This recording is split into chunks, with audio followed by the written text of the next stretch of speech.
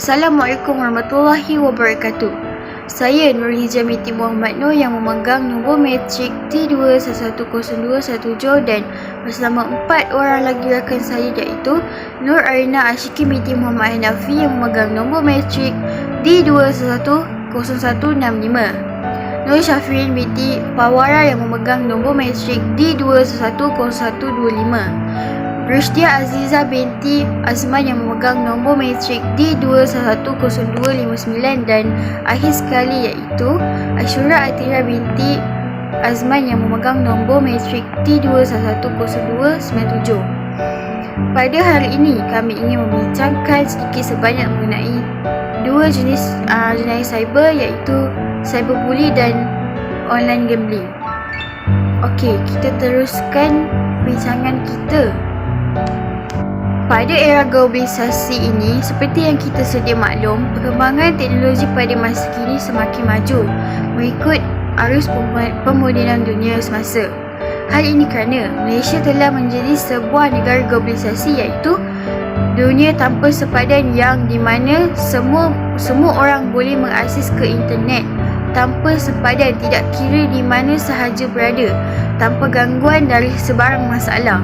Dari hal yang demikian, maka terwujudnya satu kelakuan atau perbuatan yang tidak bertanggungjawab yang dilakukan oleh segelintir pengguna iaitu perbuatan jenayah cyber.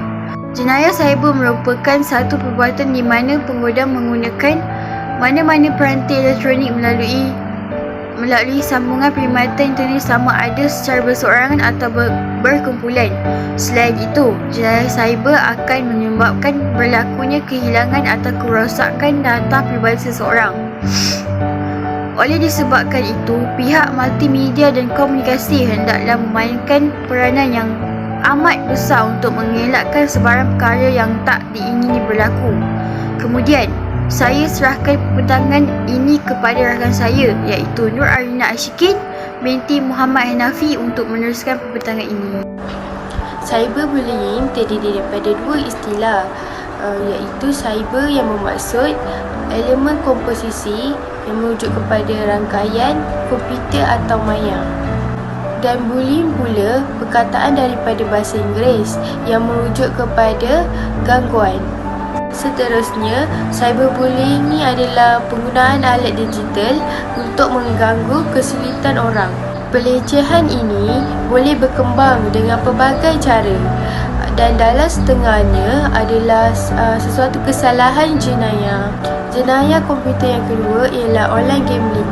Online gambling ni bermaksud perjudian dalam talian ataupun perjudian internet.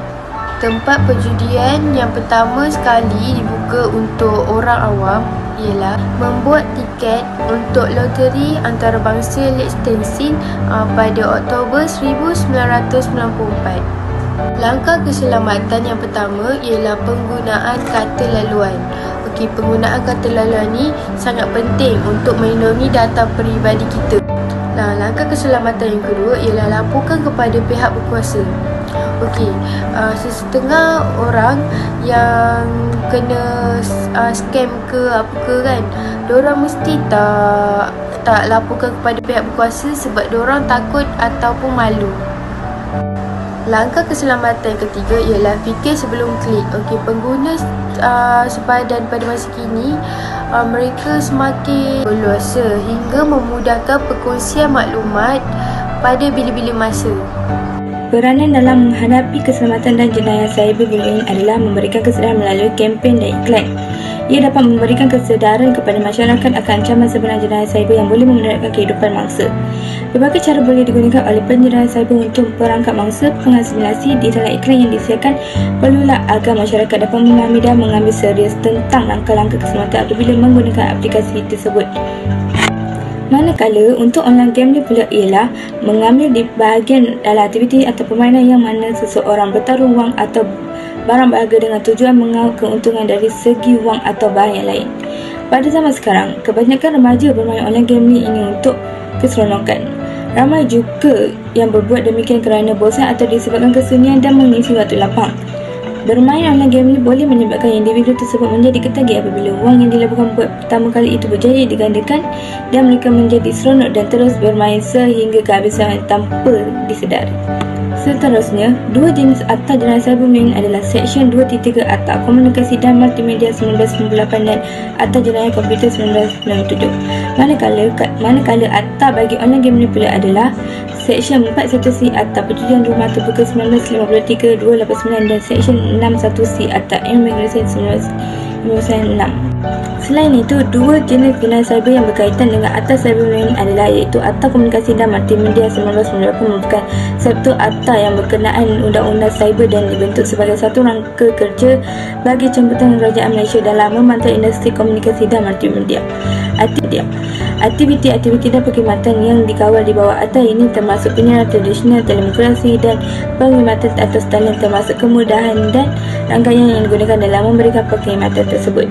Manakala online game ini pula adalah melakukan sesuatu kesalahan dan hendaklah dikenakan denda tidak kurang dari 10,000 dan tidak lebih 100,000 bagi setiap mesin judi yang dirampas dan hendaklah juga dikenakan hukuman penjara selama tempoh tidak melebihi 5 tahun. Mana-mana yang berjudi adalah melakukan satu kesalahan yang terbesar, mereka hendaklah dikenakan denda tidak melebihi 5,000 atau penjara selama tempoh tidak melebihi 6 bulan atau kedua-duanya sekali. Hai, Assalamualaikum. Nama saya Ashratira binti Azman dengan memegang nombor menteri D210297. Jenayah cyberbully ini adalah jenayah yang sangat terkenal di Malaysia kerana jenayah ini sangat popular dan banyak orang melakukan jenayah ini.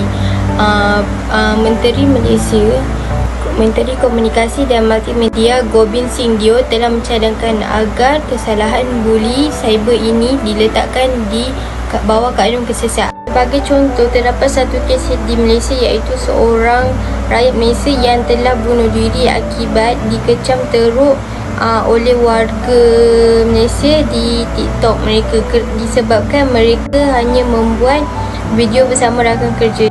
Jenayah yang kedua ialah online gambling. Jenayah ini selalunya didapati di kalangan orang remaja kerana mereka suka melakukan judi. Seperti kes yang terdapat di Malaysia, seorang perempuan yang berumur 17 tahun dan 3 orang individu lagi ditahan polis kerana terlibat dengan sindiket berjudi. Nama saya Nur Syafiri binti Pawara dengan memegang nombor matrik D2110125. Hari ini saya akan membuat satu kesimpulan dengan apa yang kita dah bincangkan di atas. Secara ringkasnya, penggunaan komputer akan menimbulkan banyak masalah jenayah yang telah kita terangkan di atas. Selain dari itu, penggunaan komputer juga akan memberi banyak kesan yang negatif kepada diri sendiri. Contohnya, kita akan menjadi lalai dan akan menimbulkan masalah jenayah lah yang kita dah terangkan. Dari masalah jenayah itu, kita juga akan dapat kesan tu pada masa akan datang, pada masa depan kita. Contohnya kalau kita nak cari kerja tapi kita ada masalah jenayah, ia akan memberi kesan negatif lah. Seterusnya, daripada masalah jenayah itu juga kita ada langkah-langkah untuk mencegah sebelum ia meningkat. Secara keseluruhannya, penggunaan komputer akan memberikan banyak keburukan kepada diri sendiri, kepada negara, masyarakat dan sebagainya. Akhir sekali, sebagai masyarakat, kita perlulah bekerjasama untuk mencegah masalah jenayah komputer supaya dia tidak lagi meningkat. Demi masa depan yang lebih cerah, demi generasi baru yang akan datang tidak akan terlibat lagi dengan masalah jenayah komputer. Jadi, itu sajalah pembentangan kami tentang masalah jenayah komputer. Terima kasih.